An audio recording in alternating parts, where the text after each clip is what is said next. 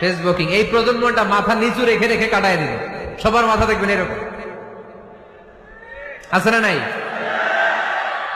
এই জেনারেশনের মাথা কি উপরে না নিচে?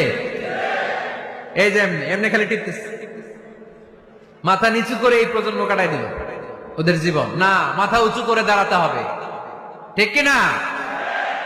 এই জন্য পড়েন, পড়েন, সুন্দর সুন্দর বই পড়েন, ইসলামিক বই পড়েন, কোরআন হাদিস পড়েন। ফ্যামিলির ভিতরে শান্তি দিবে কে? মুসলমান না পড়ে বেঁচে থাকতে পারে? সব সময় পড়তে হয়। এজন্য সুস্থ থাকলে পড়ুন, অসুস্থ অবস্থায় পড়ুন, শীতকালে পড়ুন, গ্রীষ্মকালে পড়ুন। মারা যাচ্ছেন, মরার সময় পড়েন, পড়তে পড়তে মরেন। ও মিয়া, মরার সময় পড়ার দরকার আছে না নাই?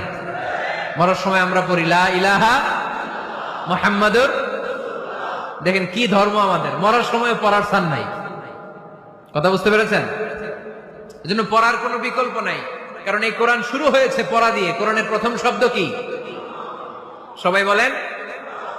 কোরআনের প্রথমে আল্লাহ নাযিল করলেন ইকরা বিসমি রাব্বিকাল্লাযী খালাক খালাকাল ইনসানা মিন আলাক ইকরা ওয়া রাব্বুকাল আকরাম আল্লাযী আল্লামা বিল কলম আল্লামাল ইনসানা মা লাম ইয়ালাম। পড়েন সুবহানাল্লাহ।